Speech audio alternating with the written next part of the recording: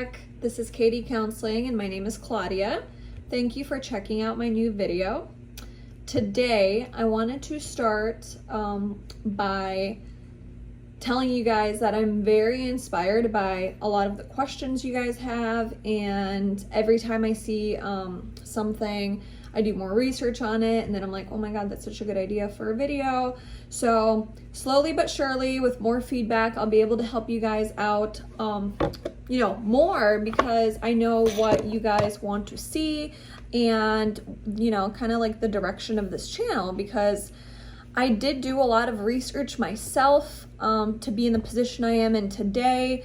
I researched the different programs and weighed out my pros and cons of what this program and the completion of it will be able to get me, and like what kind of career path I can take, and what does it mean to get licensed. So I'm really actually excited to get into all those videos. I will be recording those every day or every other day, depending on like the editing process. So I'm definitely going to be posting about that, because I didn't realize how much research I did for the masters, and I have all this information and I just really want to share it with you guys.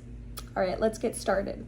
So for today's video, I wrote down a couple of notes here on my iPad about grad school interview preparation. I will do a video on the interview questions and the interview itself that I had. It was a Zoom call with two different professors. I will be doing a separate video on that, because I will tell you the structure of it.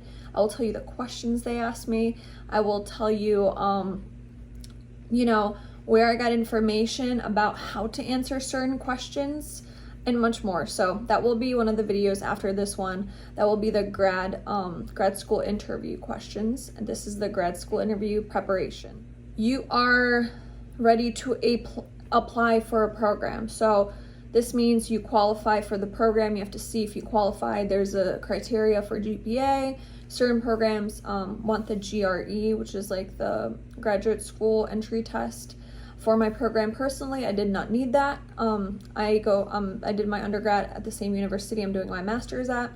The program I'm in is CACREP accredited. I will do a video on that as well, because from, again, my research, there's a lot of programs that don't have the proper accreditations. So you'll finish with a master's, but you will not be, or it would be harder for you to get licensure because of certain accreditations that the school gets for the curriculum that they're teaching. So I will do a CACREP accredited program video as well. I need to start writing these down. And then the other one is the interview. All right, excellent. Thank you for holding. All right, so the first thing I want to say, and that kind of like I need to highlight about this whole process, is from the moment that you sign up for this program, there will be professional communication from your end towards the institution. So when I applied for the program online, because I had all my credits from my undergrad, the first person that reached out was somebody from registration or like student offices, but it was the lady. For me, it was a lady. She represents the whole department for the masters, and I know she communicates with the professors and the teachers and the people that run the program. And I always like caution on like the wary side, because you never know who you're talking to and who talks to who behind closed doors. So, and that's a little bit like, I'm not saying they're supposed to do that, but you never know. So from the first email that I received from that lady from registrar, that's what it was, from the registrar, about the process and what's going to entail, and she sent me attachments. I was very professional. Your email etiquette is everything, and that's kind of like a footprint of how you're communicating. So even if it might not be that serious, if it's a person just at the registrar giving you information, practice that etiquette, like, hello to who it may concern, thank you so much, thank you for your time. There's a lot of different templates. Like if you just go to Google, professional email etiquette for professor, professional email etiquette for business administration, whatever. Always just present yourself in that manner. So that's the first thing. Always professional communication when it's in an educational or a professional setting. Okay. Thing number 2, it is doing your research on the person that's going to interview you. Different programs will have different ways that they conduct the interview. For myself, like I told you, I got like information from the registrar. They did send me the names of who will be interviewing me. And sometimes, let's say you're at a school where you don't know who it is, you can still look up the staff for the program. So like if you go to your university, you go to staff and you can see the chair of the program, the teachers in the program. And even if there's 15 teachers, it doesn't hurt to throw their name into Google, into LinkedIn, or even on your university's website to see what they studied, what they're passionate about, what kind of classes they're teaching. So you just have a couple of, learning points about them and something to, communicate about. In the interview, I was able to do this, and the people that interviewed me, I was able to see their work, and they both had their doctorates, so I got to see what kind of dissertation they did, what kind of school they went to, and that was kind of like a talking point. When you kind of get stuck and you have nothing to talk about, I was able to bring that up and be like, oh, I did see that you did a dissertation on this. Or it doesn't have to be that serious. It could just be like, oh, we went to the same school, or you can make the connection, but just have that information if you need it. If not, then you don't need it. But it's always good to see what you're getting yourself into, because you know how to move the conversation forward in any case. So I always wanted to, see, how do you say it? I wanted to have that information if I needed to have that information. I think it's a good thing. So always, if you can, do a little bit of research about their core beliefs and values and what they, represent and what they teach. And it's just good to know that. Okay, so the next important thing in your grad school interview prep is to know your program. I did this for myself before I applied, but when I was maybe in the middle of my undergrad, I was like, okay, let me check out all the programs. I did my research. I wanted to only apply to this one. You may be applying to multiple programs, and if that's the case, again, know your program. Know the classes. Again, know the teachers that teach these classes.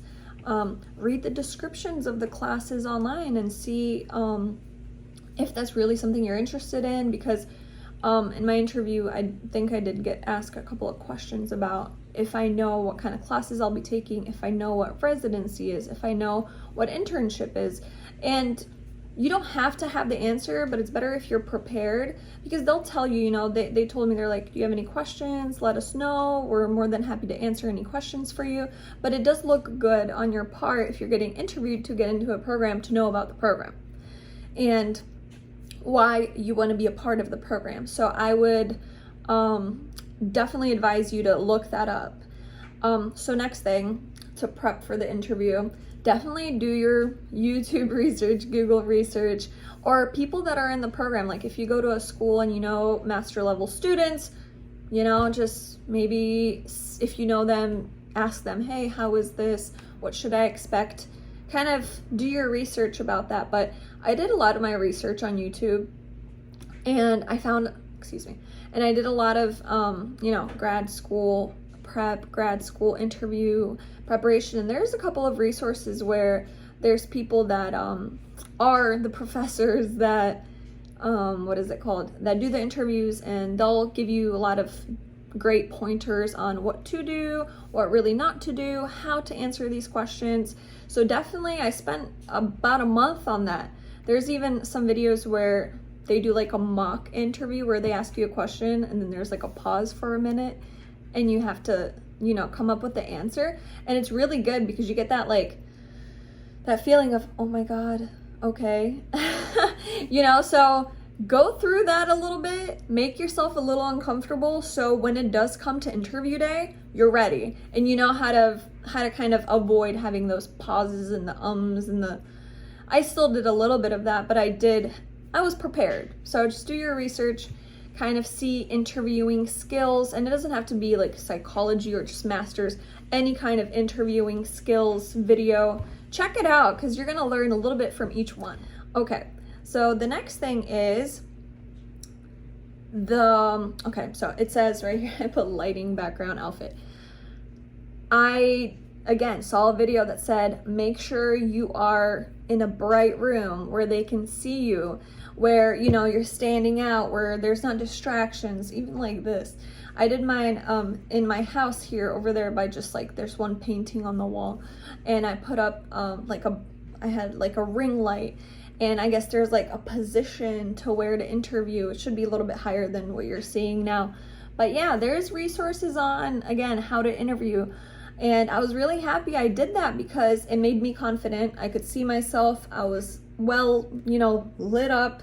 I was dressed. I actually got dressed. I had like a suit jacket on. So everything put together with your preparation, with knowing how to answer certain things, with being, you know, dressed.